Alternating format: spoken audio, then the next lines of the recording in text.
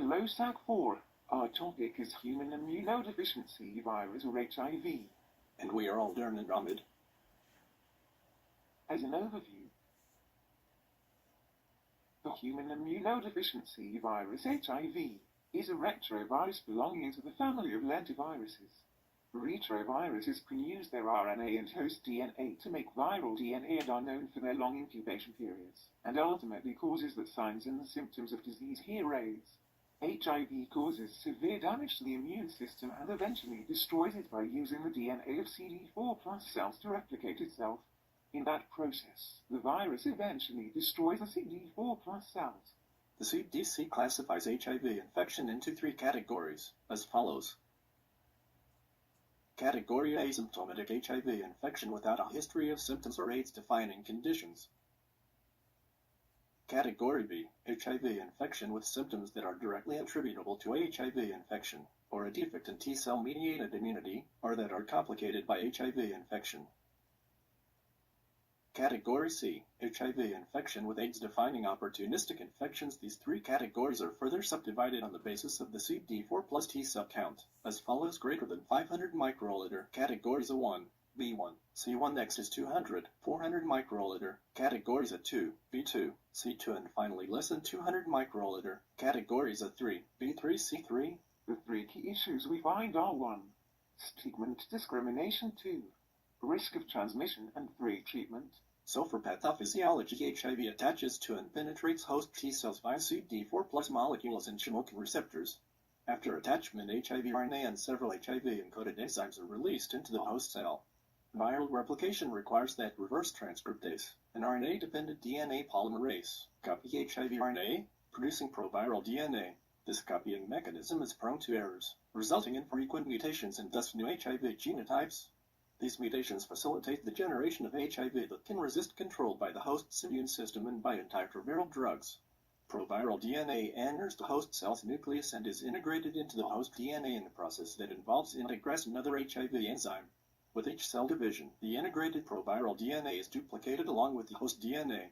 Subsequently, the proviral HIV DNA can be transcribed to HIV RNA and translated to HIV proteins, such as the envelope glycoproteins 41 and 120. These HIV proteins are assembled into HIV virus at the host cell inner membrane and budded from the cell surface within an envelope of modified human cell membrane. Each host cell may produce thousands of virus. After budding, protease, another HIV enzyme, cleaves viral proteins, converting the immature virus into a mature infectious virus. Infected CD4 plus lymphocytes produce greater than 98% of plasma HIV virus. A subset of infected CD4 plus lymphocytes constitutes a reservoir of HIV that can reactivate egg, if any viral treatment is stopped. Virus have a plasma half-life of about 6 hours. In moderate to heavy HIV infection, about 108 to 109 virus are created and removed daily. The high volume of HIV replication and high frequency of transcription errors by HIV reverse transcriptase result in many mutations, increasing the chance of producing strains resistant to host immunity and drugs. Signs and symptoms. One may observe flu-like symptoms. The asymptomatic phase is generally benign. Generalized lymphadenopathy is common and may be a presenting symptom. AIDS manifests as recurrent, severe and occasionally life-threatening infections or opportunistic malignancies. HIV infection can cause some sequelae, including AIDS-associated dementia/encephalopathy and HIV wasting syndrome, chronic diarrhea and weight loss with no identifiable cause.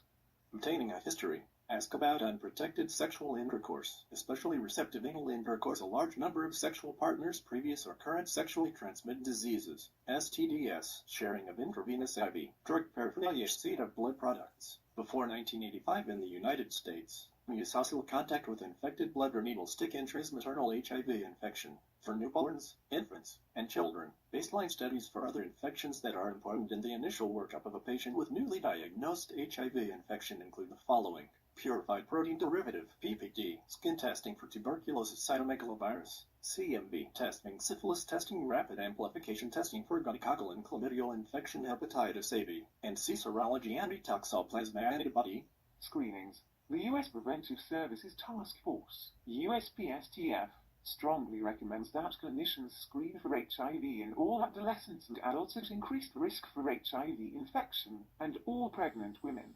The Centers for Disease Control and Prevention, CDC, recommends opt-out HIV screening for patients in all healthcare settings. Persons at high risk for HIV infections should be screened at least annually. The American College of Physicians ACP recommends that clinicians adopt routine screening for HIV and encourage all patients to be tested. A high-sensitivity enzyme-linked immunoabsorbent assay, ELISA, should be used for screening. A positive result should be followed with confirmatory testing. Western blot assays or similar specific assay. HIV-2 should be tested for in patients from an HIV-2 endemic area or those with indeterminate results on HIV-1 Western blot testing. Early detection using combination screens may be more effective than simply using serology. Lab values. The CD4 T cell count reliably reflects the current risk of acquiring opportunistic infections as follows: reference range 500 2000 cells/L. After seroconversion, CD4 counts tend to decrease to 700 microliter and continue to decline over time. For surveillance, a CD4 count below 200 microliter is considered AIDS-defining in the United States. Viral load in peripheral blood is used as a surrogate marker of viral replication rate of progression to AIDS and death is related to viral load. Patients with viral loads greater than 30,000 microliter are 18.5 times more likely to die of AIDS than those with undetectable viral loads. Complications, infections common to HIV/AIDS, tuberculosis, TB. In resource-limited nations, TB is the most common opportunistic infection associated with HIV. It's a leading cause of death among people with AIDS. Cytomegalovirus. This common herpes virus is transmitted in body fluids such as saliva, blood, urine, semen, and breast milk.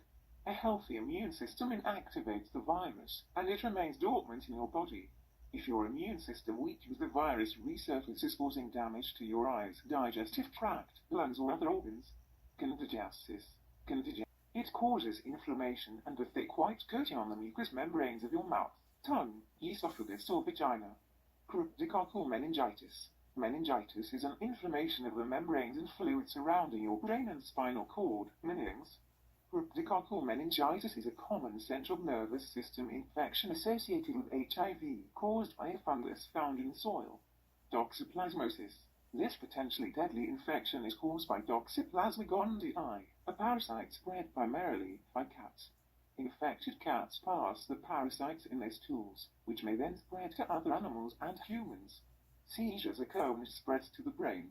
Cryptosporidiosis. This infection is caused by an intestinal parasite that's commonly found in animals.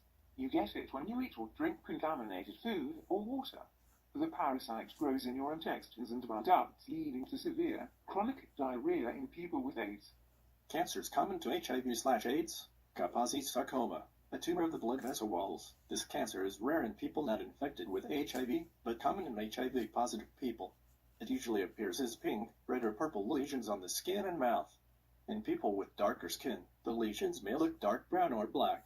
Kaposi sarcoma can also affect the internal organs, including the digestive tract and lungs. Lymphoma. This cancer starts in the white blood cells. The most common early sign is painless swelling of the lymph nodes in your neck, armpit, or groin. Other complications: wasting syndrome. Aggressive treatment approaches have reduced the number of cases of wasting syndrome, but it still affects many people with AIDS. It's defined as a loss of at least 10% of body weight, often accompanied by diarrhea, chronic weakness, and fever. Neurological complications. Although AIDS doesn't appear to affect the nerve cells, it can cause neurological symptoms such as confusion, forgetfulness, depression, anxiety, and difficulty walking. One of the most common neurological complications is AIDS dementia complex, which leads to behavioral changes and reduced mental functioning. Kidney disease. HIV-associated nephropathy, HIV-AN, is an inflammation of the tiny filters in your kidneys that remove excess fluid and waste from your blood and pass them to your urine. It most often affects blacks or Hispanics. Anyone with this complication should be started on antiretroviral therapy. Management. Current Department of Health and Human Services, DHHS, guidelines on the timing of initiation of antiretroviral therapy are as follows.